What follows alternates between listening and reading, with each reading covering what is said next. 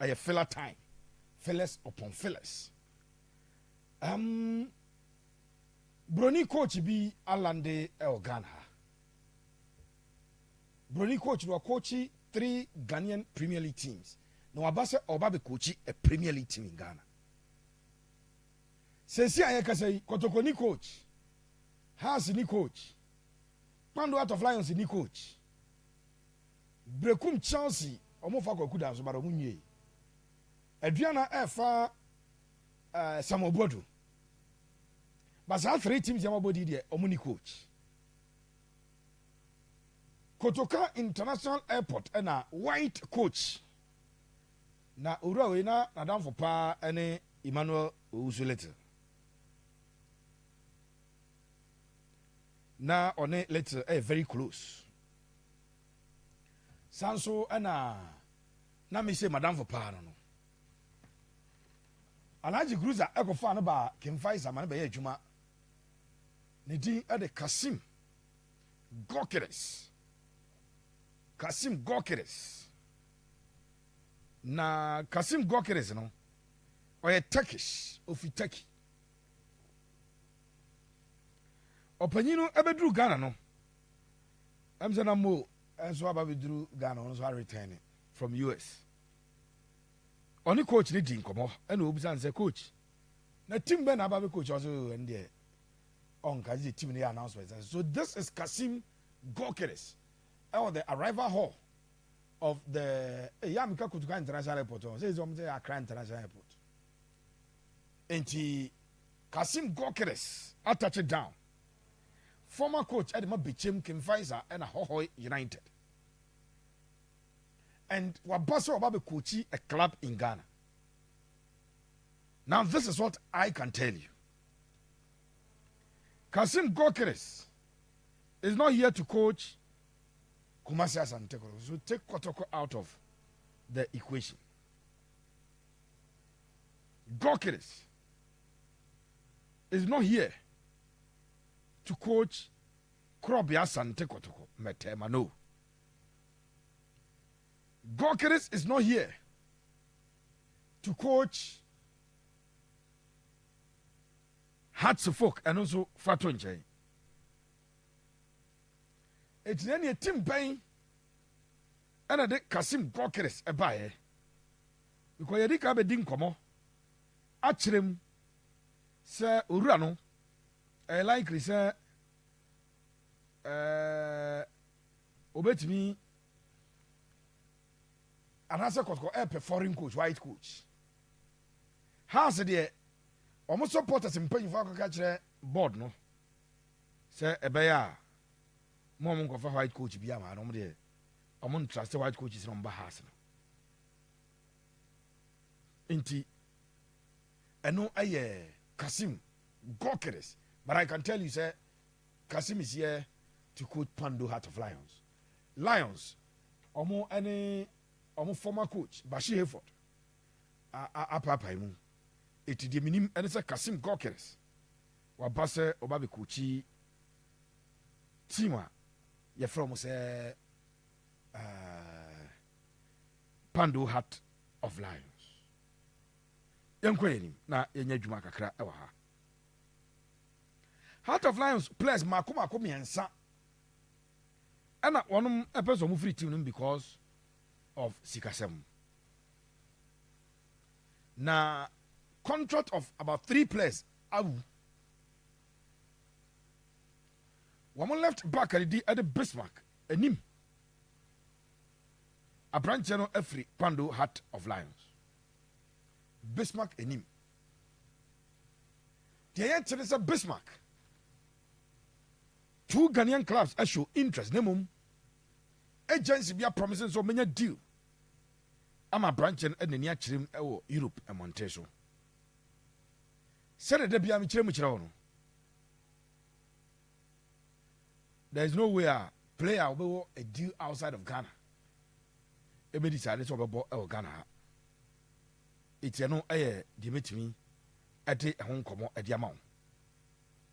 So any a player or court interested here, Nemum branch no a transfer and one sem. I don't know.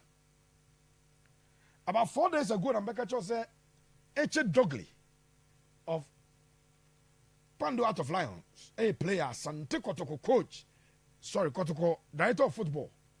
After carefully studying the videos, Ajia to say Dogley Eche. Obet me, I a part of the Asante Kotoko project going forward. Dogley Eche. And no, and the American say Kotoko. And your Monkwana, Afi, as a player, be a Kotoko interest won't be ano. Na Midiamanso, I show interest. Eti Eche Dogley. Kotoko coach ne person, and as a director of sports, football director, ne person kunya Dogley Eche as the number 6. Kofi Tompuo as the number 8. Na a branch of the team at the Hibeju, I had the 10. So I try away. Dogley no any born ball as number 6.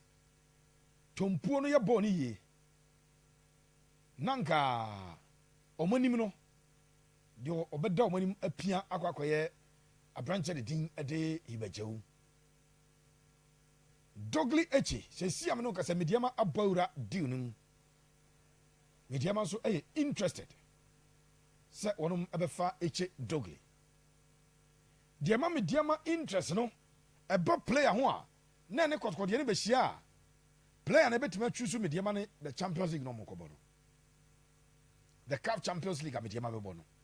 Ya na ema omo a little bit advantage over clubs who are not playing in Africa. So Eche Dogley Kotoko interest. Team and the thing at the Midiama and so I expressed the interest in signing Eche Dogley. More updates. Kofi Tompuo. Kofi Tompuo.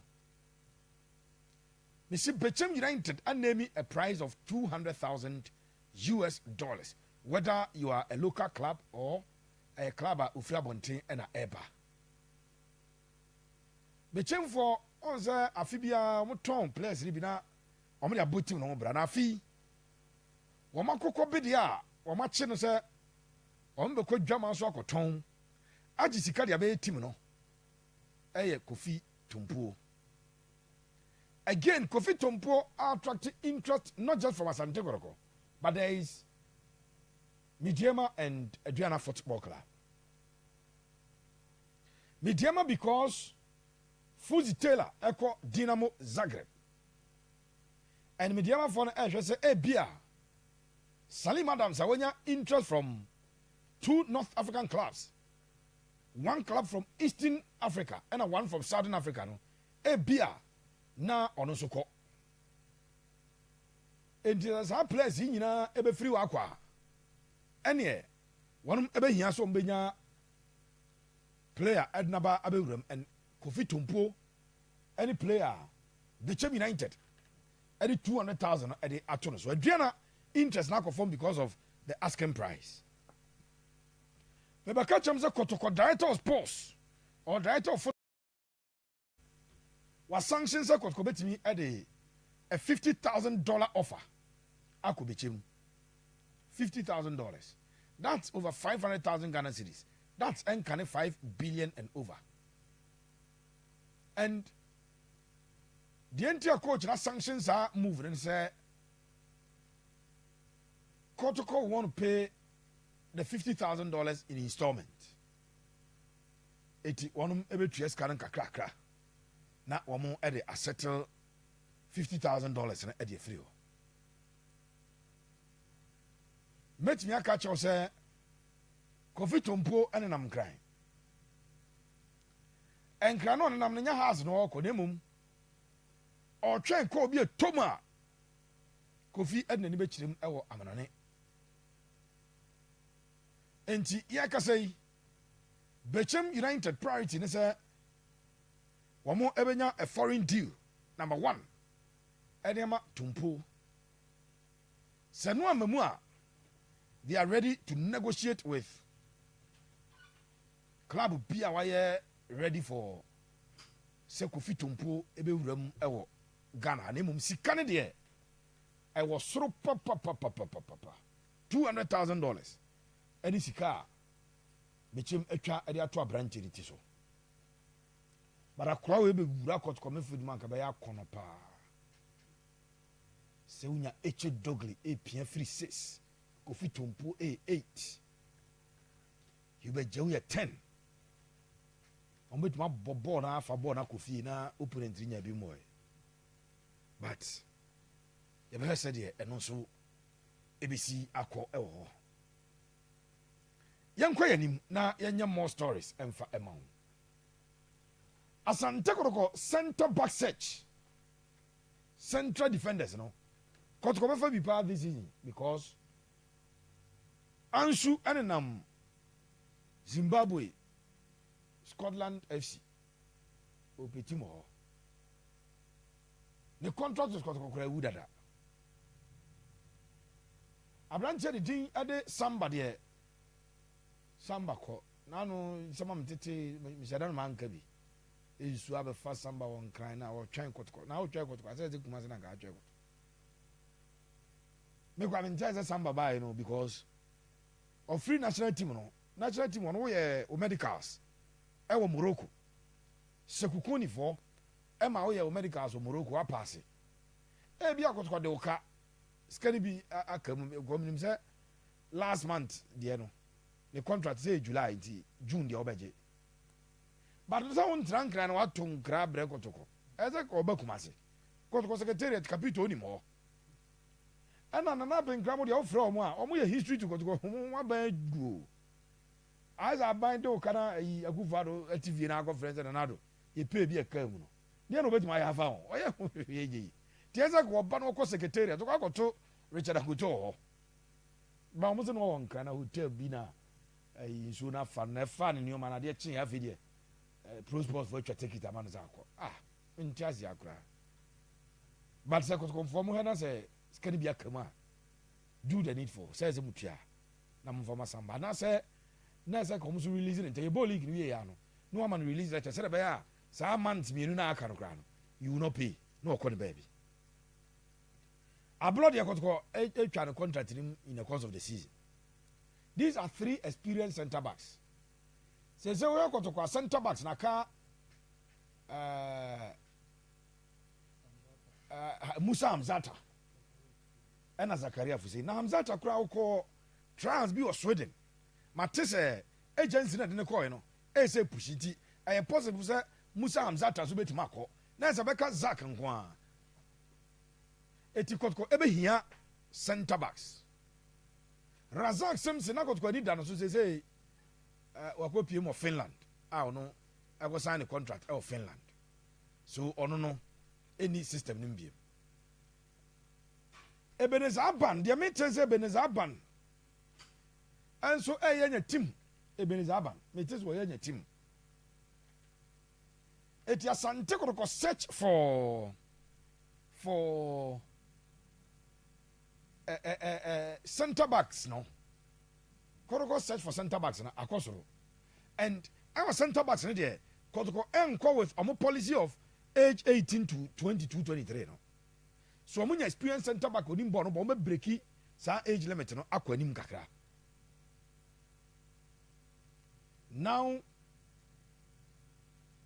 say Ebenezer Aban dia na amamu a Ebenezer Aban amamu a Kotoko ababawura Samartex 1996 football club Samartex 1996 and now say Nations Oko Gripman a player the din eda list na so Oko Gripman a player the din eda list na so Kabiru as the last 3 weeks or 2 weeks ya player bi Akwasi Sapon Samartex midfielder no bra na Akwasi a pop up e Kotoko radar no so den Kotoko are looking for players from age, you know. Ababua 2021, 18, 19, up to 22 there.